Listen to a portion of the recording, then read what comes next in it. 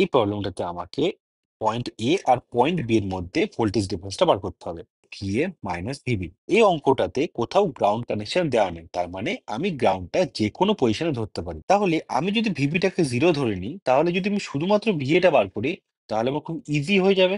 VB এখানে আমি ground ধরে নিলাম, তার মানে এটা হচ্ছে 0 ভোল্ট। এই যে লুপটা আছে, এই লুপে টোটাল রেজিস্ট্যান্স কত আছে? 6, 4 আর 10, 20 ওহম। ভোল্টেজ কত? 20 ভোল্ট। তার মানে এই লুপ দিয়ে 1 অ্যাম্পিয়ার কারেন্ট ফ্লো করবে, তাই তো? তাহলে এখানে যাবে 1 অ্যাম্পিয়ার, এখানে যাবে 1 অ্যাম্পিয়ার, এখানে যাবে 1 অ্যাম্পিয়ার। 1 অ্যাম্পিয়ার যদি কারেন্ট ফ্লো করে, তাহলে এই রেজিস্ট্যান্সের অ্যাক্রসে ভোল্টেজ ড্রপ কত? 4 ভোল্ট। ওকে? এই রেজিস্ট্যান্সটা হচ্ছে 6 ওহমের, 1 অ্যাম্পিয়ার কারেন্ট ফ্লো করছে। তাহলে এটা কত হবে? 6 ভোল্টে ড্রপ করবে। তাহলে এখানে আসবে আমার 10 ভোল্ট। এবার দেখো 10 volt minus 6 volt by 6 ohm, 1 ampere current যাচ্ছে, তাই তো? তাহলে এটা যদি 0 হয়, তাহলে এখানে 1 অ্যাম্পিয়ার কারেন্ট ফ্লো করছে। তাহলে এই যে এখানে যদি 1 অ্যাম্পিয়ার কারেন্ট ফ্লো করে, তো এটা হবে মাইনাস 10 ভোল্ট। ওকে? এবার সোর্সের ফর্মুলা দেখো, +10 -10 কত? 20 ভোল্ট।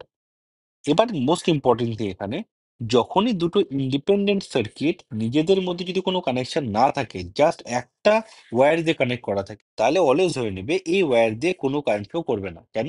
যদি আমার কারেন্ট ফ্লো এদিক দিয়ে করে, তাহলে কি আমাকে কারেন্টটা ব্যাক তো আসতে হবে? কারেন্ট কিন্তু ব্যাক হচ্ছে না। ওকে? তাহলে কি হচ্ছে? এর মধ্যে কোনো কিছু কারেন্ট ফ্লো না করে, তার মানে 4 ওহমের মধ্যে কোনো কারেন্ট ফ্লো করছে না। যদি কারেন্ট ফ্লো না করে, তাহলে কি হবে? এই পয়েন্টে হচ্ছে আমার 10 ভোল্ট। এখানে একটা 5 ভোল্টের ভোল্টেজ সোর্স আছে। তাহলে এই পয়েন্টে কত হয় আমার? 15 ভোল্ট। ক্লিয়ার? এবার দেখো এই লুপের মধ্যে সেম 30 ভোল্ট। রেজিস্ট্যান্স কত আছে? 15, 10, 25 আর 5 এ 30। 1 অ্যাম্পিয়ার করে কারেন্ট ফ্লো করবে। তাহলে কত? এটা হচ্ছে 1 অ্যাম্পিয়ার, এটা হচ্ছে আমার 1 অ্যাম্পিয়ার। তাহলে এটা যদি 15 ভোল্ট হয়, তাহলে এটা কত হবে? 45 ভোল্ট। ক্লিয়ার? এবার দেখো ড্রপ করছে কত? 5 ভোল্ট। তাহলে এখানে কত হবে আমার? 40 ভোল্ট। 1 অ্যাম্পিয়ার কারেন্ট ফ্লো করছে 10 এর মধ্যে, ড্রপ করছে কত? 10 ভোল্ট। তাহলে কত হবে এখানে আমার এটা? 30 ভোল্ট। তাই তো? তাহলে আমার VA কত পেলাম? 30। VB কত পেলাম?